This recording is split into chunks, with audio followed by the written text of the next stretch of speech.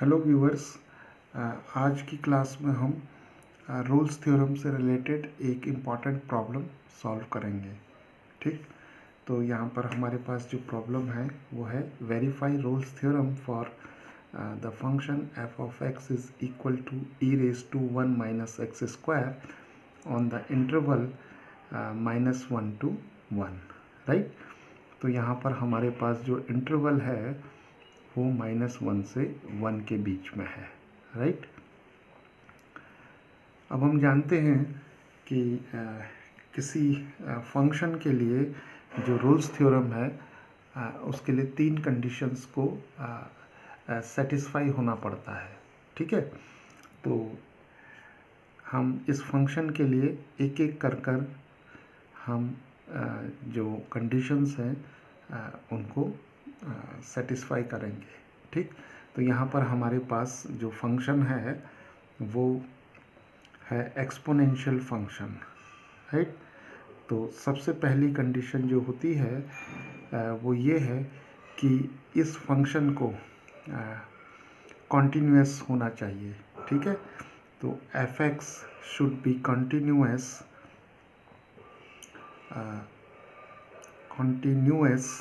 in the closed interval -1 to 1। तो यहाँ पर हम देख रहे हैं कि हमारे पास एक्सपोनेंशियल फंक्शन है और हम जानते हैं कि एक्सपोनेंशियल फंक्शन जो है वो कंटिन्यूअस और डिफरेंशिएबल होता है। तो the exponential function is continuous and differentiable everywhere. ठीक, तो पहली जो कंडीशन है वो सेटिस्फाई हो गई है।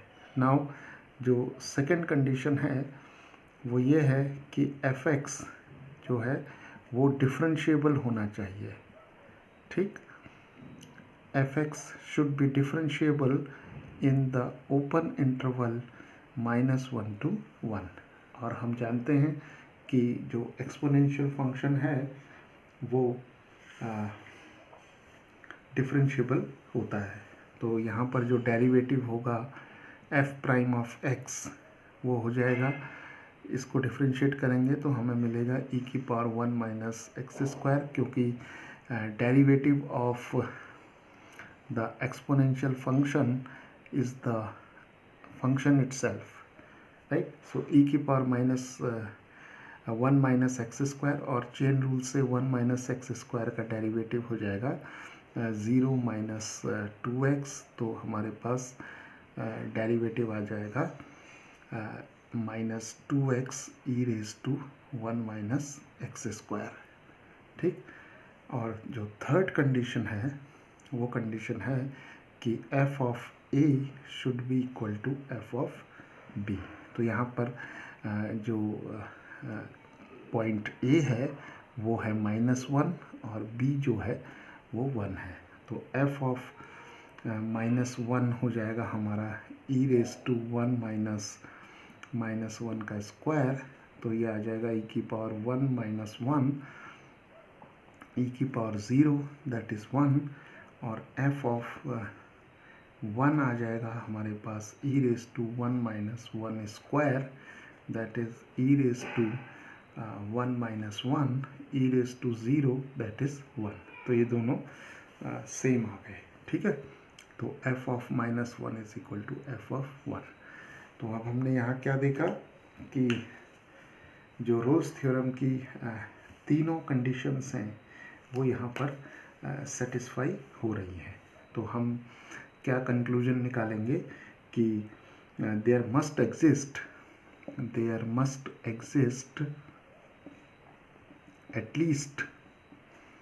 at least one value of c which belongs to the interval -1 to 1 such that f prime of c should be equal to 0।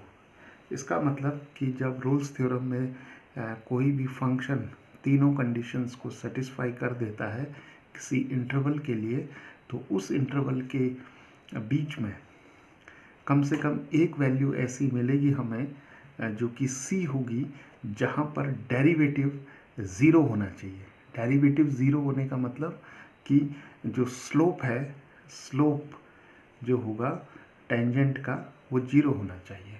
ठीक, तो यहाँ पर एफ प्राइम ऑफ सी जो है वो आ जाएगा हमारा -2c। यहाँ पर x की जगह हम रखेंगे c। ठीक, तो f प्राइम ऑफ c आ जाएगा हमारा -2c e raise to 1 minus c square should be equal to 0। तो ये बन जाएगा c multiplied e raise to 1 minus c square equal to 0। अब जो ये एक्सपोनेंशियल टर्म है यहाँ पर e raise to 1 minus c square, ये ज़ीरो नहीं हो सकती। ठीक, तो इसका मतलब c को ज़ीरो होना पड़ेगा। ठीक, तो c ज़ीरो आ गया हमारा। So it means the value of c is zero, और ज़ीरो जो है वो ऑब्वियसली इस इंटरवल -1 से 1 के बीच में लाई कर रहा है। So c is equal to zero, it belongs to the interval -1 to 1। तो इस तरीके से हमने ये देखा कि जो रोल्स थ्योरम है वो इस फंक्शन के लिए तीनों कंडीशंस जो हैं वो वेरीफाई हो रही हैं, और हमें एक पॉइंट C जो कि ज़ीरो है और -1 और 1 के बीच में लाई कर रहा है, वहाँ पर जो डेरिवेटिव है वो ज़ीरो है, यानी कि स्लोप जो है वो ज़ीरो है। राइट।